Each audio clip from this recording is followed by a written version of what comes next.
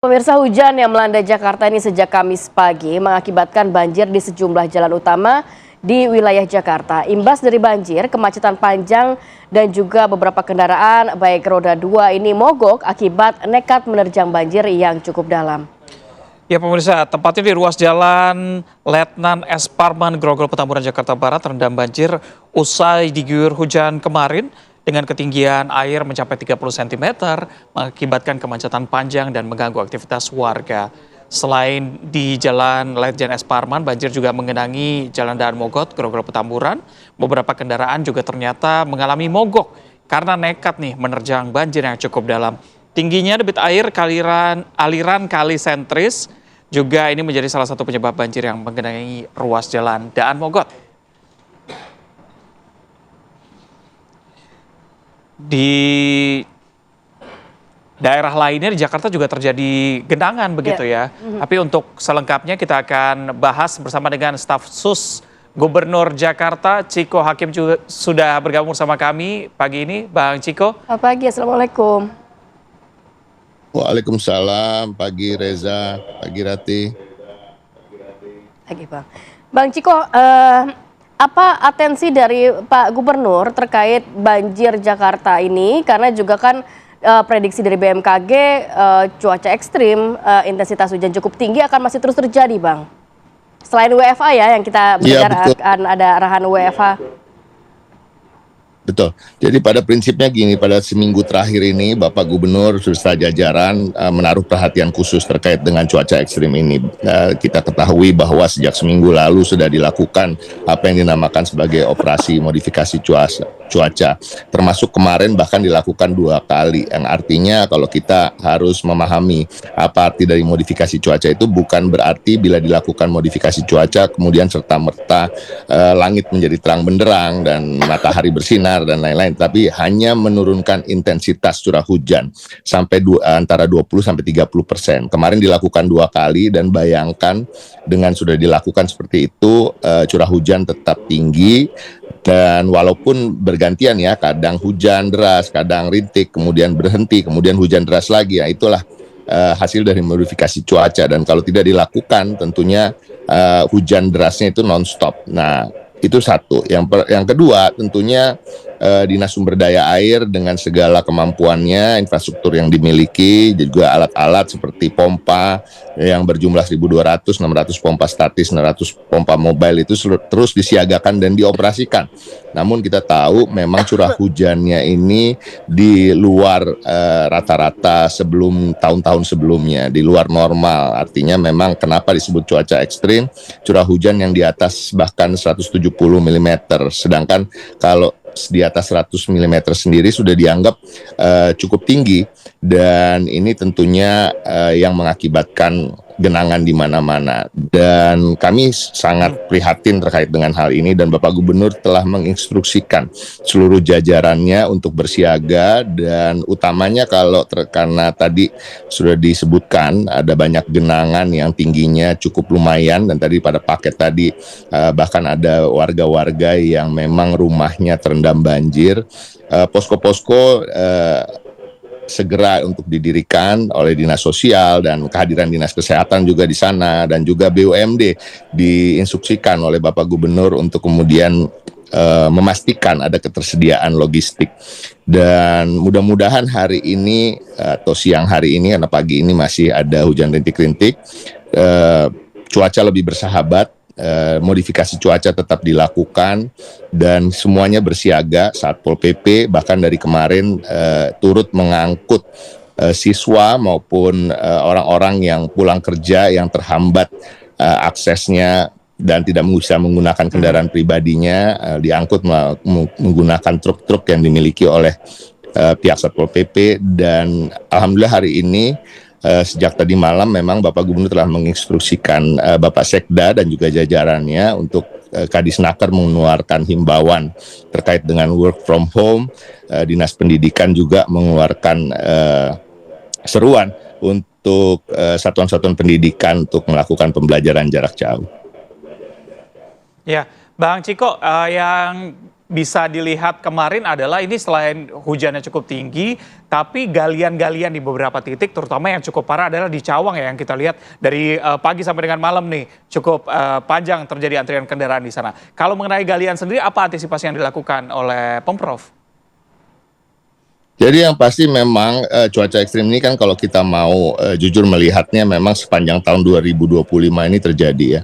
Dan kemudian memang banyak galian-galian yang memang sedang dalam pekerjaan dan ke depan memang juga akan diintensifkan lagi. Dan hal-hal seperti ini memang sangat kami sayangkan karena memang mengantisipasi curah hujan selebat ini, sederas ini memang tidak mudah bagi Jakarta, kota yang setiap tahunnya didatangi urbanisasi, yang kemudian terjadi pembangunan-pembangunan, yang kemudian tentu seharusnya dari tahun ke tahun itu diimbangi dengan saluran-saluran yang memadai. Namun kita nggak mau terlalu jauh melihat ke belakang, tetapi kita ingin melihat ke depan. Seperti tahun ini, Bapak Gubernur dan jajaran Pemprov DKI Jakarta telah menganggarkan 3 triliun lebih untuk terkait dengan pengendalian banjir ini. Dan mudah-mudahan proyek-proyek yang akan dilakukan seperti pembangunan embung, waduk, normalisasi sungai, dan juga nanti bulan September ada kick-off tanggul laut raksasa, ini bisa segera dilakukan sehingga tahun-tahun ke depan hal-hal seperti ini bisa dihindari. Ya Bang Ciko, kalau berbicara mengenai banjir ini kan sebenarnya masalah klasik ya Bang ya untuk wilayah DKI Jakarta. Tapi apakah untuk upaya dari gubernur sendiri, optimalisasi dari drainase yang dapat dikatakan masih buruk di Jakarta seperti apa nih Bang? Yang pasti itu tadi seperti saya sudah sampaikan ya, bahwa akan ada proyek besar-besaran yang berjudul Jaktirta, termasuk juga dengan pembangunan tanggul laut itu yang sudah totalnya dianggarkan 3 triliun lebih.